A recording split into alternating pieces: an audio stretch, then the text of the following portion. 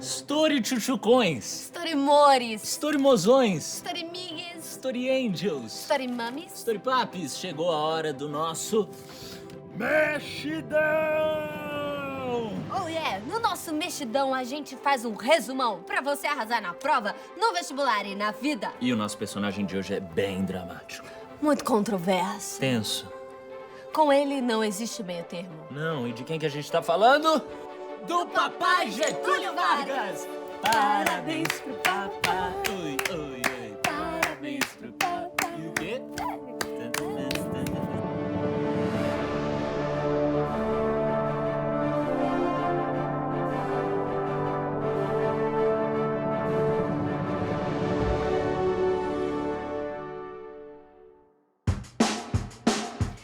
Flores, a Era Vargas foi uma confusão só.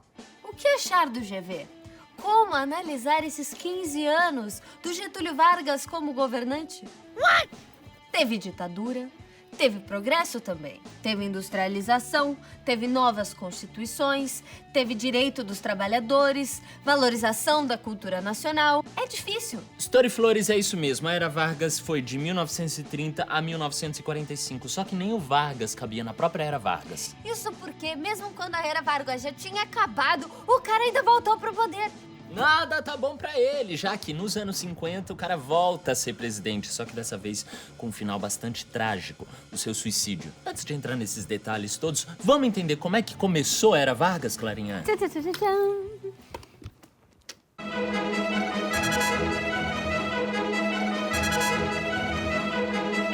Bem-vindos ao Jornal do Canal. O jornal que fala real. Política. A década de 20 no Brasil foi muito bad porque o governo enfrentou diversas tretas. Nas Forças Armadas, jovens militares, tenentes como Luiz Carlos Prestes, se revoltaram muitas vezes. Eles queriam deixar o Brasil mais moderninho, mais hypado, tirar o poder só da galera que tinha muita grana, enfim, dividir o bolo. Na economia, uma crise econômica surgiu como efeito ao crash da Bolsa de Valores de Nova York. A República Velha, ou a famosa República Café com Leite, estava em crise. Como vocês devem se lembrar, os grandes fazendeiros bem ricos tinham um grande acordo e ficavam se revezando no poder. Mas, porém, todavia, entretanto, em 1930 deu a louca nos paulistas, quando Washington Luiz, um paulista, indicou Júlio Prestes, outro paulista, para a presidência. Aí os mineiros #chateados, tristes, se juntaram à chapa de oposição chamada Aliança Liberal, Liberal Alliance, que era formada por Minas Gerais e outros estados. A Aliança Liberal tinha ideias diferentes do pessoal do Café Coado. Algumas dessas propostas eram o voto secreto, justiça eleitoral, o voto feminino e uma menor jornada de trabalho de apenas 8 horas. O povo ficou feliz. E aproveitando que o povo, The people, e a galera do exército não estavam nada contentes com o governo, a Aliança Liberal, Liberal Alliance, organizou uma junta militar. O líder do Partido Republicano Mineiro, Antônio Carlos Ribeiro Andrada, disse, abre aspas, façamos a revolução antes que o povo faça. Júlio Prestes, o indicado dos paulistas à presidência da República, ganhou as eleições de 1930 contra ninguém menos, ninguém mais do que Getúlio Vargas. Mas não toma posse porque aconteceu a revolução. Mais uma vez no Brasil, a elite fez revolução contra a elite e o povo ficou de fora. Os revolucionários ocuparam o quartel-general em Porto Alegre e ganharam força em outros estados, como Minas Gerais, Paraíba e Pernambuco. Era o fim da hegemonia de Minas e São Paulo.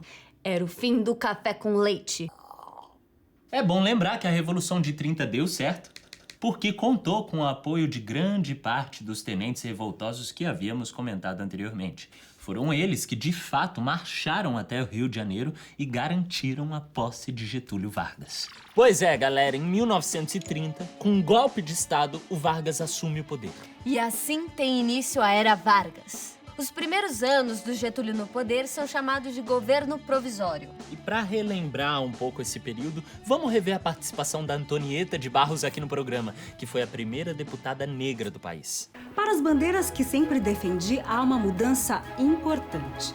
É no governo provisório de Getúlio que nós, as mulheres, conquistamos o direito a voto em 32, mas que só começou a valer em 34 com a nova Constituição. Essa Constituição também garante a participação de toda a população negra e também dos analfabetos, que sempre foram excluídos do processo eleitoral. E o voto o voto passou a ser secreto, coisa que não era antes. Mas o Getúlio, ele não fez isso porque ele era bonzinho, não. Ele fez isso também para garantir apoio político e cumprir as promessas que havia feito aos movimentos sociais, que já estava lutando há muito tempo. Não teve nada que caiu do céu. Portanto, é nesse período que diversos brasileiros se tornam cidadãos brasileiros e puderam, enfim, depois de muita luta, participar das decisões do país. Pelo menos no papel.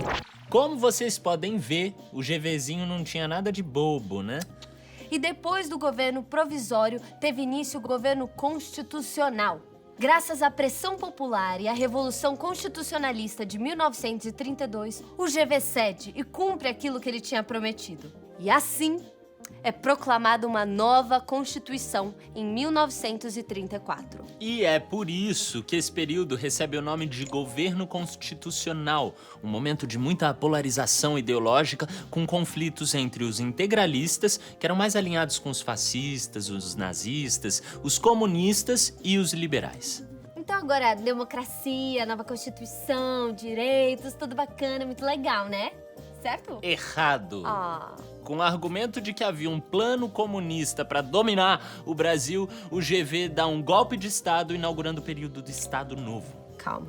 Eu acho que eu já vi isso antes. Ah, é? Ameaça comunista, aí um golpe. Parece que é frequente na nossa história. Esse ataque comunista que ia chegar e que o GV falou, não, eu tiro vocês dessa, o chamado Plano Cohen, deixa eu te contar, era mentira.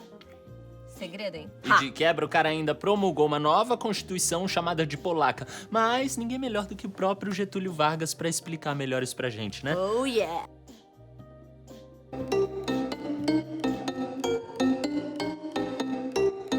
Fato 1. O golpe do Estado Novo transformou o país numa ditadura. De novo. Sim, fechei o Congresso, bem como as assembleias estaduais e municipais. Também coloquei o judiciário sob minha batuta e extingui os partidos políticos, tudo num UPA, num só golpe. E também eu passei a nomear os interventores, que eram os governadores, então. Fato 2. Verdade que essa Constituição nova que você promulgou era parecida, muito parecida com a Constituição da Polônia e que, além disso, se inspirava no fascismo? Veja, Neto, a coisa toda cheirava a defunto. Estávamos sob ameaça. O país poderia entrar em colapso e os comunistas tentavam nos atacar.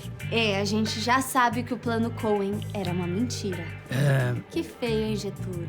Durante o Estado Novo, o GG se preocupou bastante com a propaganda da sua imagem e do seu governo. O rádio, por exemplo, teve um papel fundamental para espalhar por aí a boa imagem do GVzinho.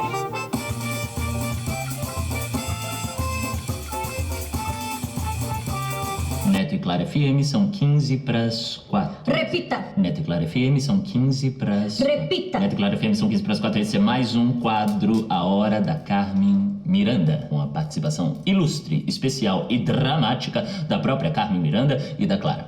Para fazer propaganda do seu governo, Getúlio criou o programa de rádio A Hora do Brasil. 1 hora inteira só para falar bem do presidente. E quem ousar falar mal será preso e torturado. A rádio era a principal arma de propaganda do DIP, Departamento de Imprensa e Propaganda do Governo. Ai, mas esse Getúlio deve ser um ótimo presidente. Sério, só escuto coisa boa dele no rádio. Storytrutas, não se enganem, o Estado Novo foi sim uma ditadura, com perseguição, censura, exílio e morte. E como é que acaba o Estado Novo, Neto? Bom, acaba quando não tem mais jeito, né? Depois do final da Segunda Guerra Mundial, começou a pegar mal pro GVzinho esse lado autoritário dele. Porque os caras estavam pensando o seguinte, mas como assim? O cara lá apoia os Estados Unidos, os liberais, o mundo livre, era contra a Alemanha nazista, e aqui o cara é todo ditatorialzinho? Qual foi, meu irmão? Eu acho que a Consuelo vai querer falar mais sobre o Getúlio Vargas, Com não certeza, acha, Neto? com certeza. Vamos chamar ela, então. Vem, Consuelo!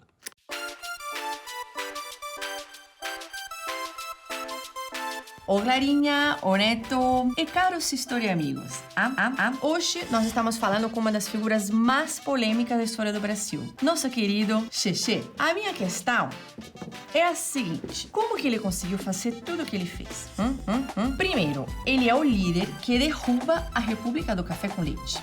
Depois, ele governa e cria várias condições boas para os trabalhadores brasileiros. A CLT, cestinha básica. Não satisfeito, ele faz com que todos os brasileiros possam votar.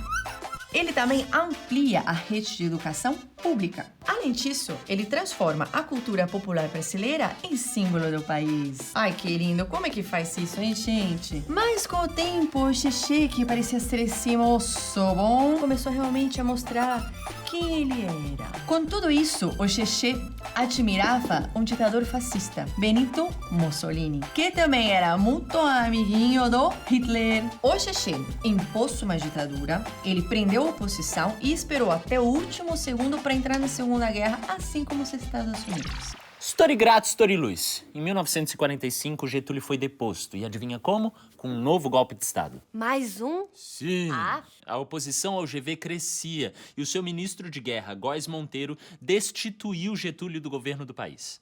Mas vocês pensam que o GVzinho parou por aí? Não. Em 1950, agora o Brasil era uma democracia, o Getúlio Vargas é eleito presidente e assume o cargo em 1951. Sim, galera, eleito pela primeira vez nas urnas. E ele assume o governo pela última vez. Mas se você tá se perguntando como esse cara foi eleito, como a gente viu, o GV era esse cara que dividia o país, né? Tinha uma galera que achava ele ó, porque ele realmente era ditador e tudo mais, e tinha uma outra galera que era contrária a ele, porque queria também o poder. Mas tinha uma galera que lembrava da industrialização, da criação da CSN, que associava o Getúlio ao crescimento do país. E, é claro, aos direitos trabalhistas, o direito ao voto, criação do salário mínimo, consolidação da CLT. Saudade CLT. Coisas boas. Sim. É. Só que a oposição era forte. E depois do Getúlio ter sido acusado de ser o mandante de um atentado contra o Carlos Lacerda, a situação ficou bem difícil. A pressão para cima do presidente vinha de todos os lados. E em 1954, o Getúlio Vargas se suicidou. E para ajudar a gente a entender melhor a Era Vargas e finalizar esse programa, os Fita Cassetes! Com uma música muito legal.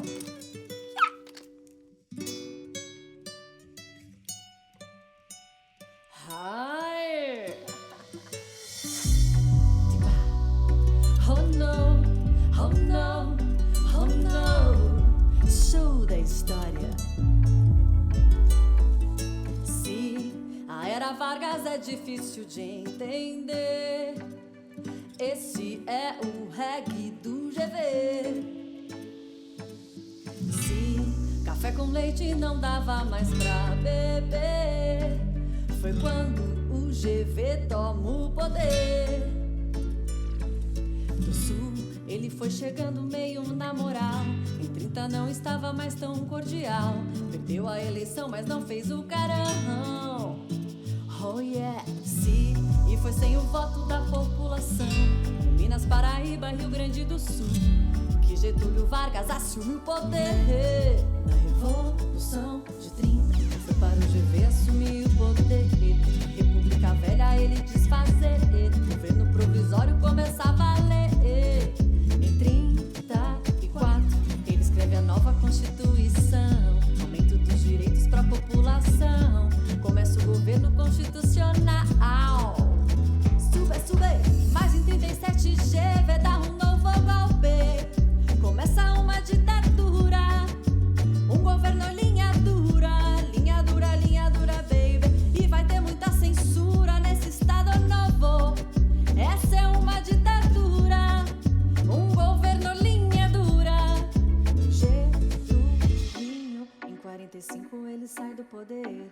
Fim da Era Vargas, ruim de entender. E para o governo ele vai voltar. Mas vai sim. Resumindo, galera, a Era Vargas foi bem longa e cheia de mudanças pro país. Depois dela, a gente teve um breve período democrático com a eleição do JK e do Jânio Quadros com seu vice João Goulart. Porém, todavia, entretanto, em 1964, tudo isso acabou e se instalou uma nova ditadura, dessa vez sob o comando dos militares.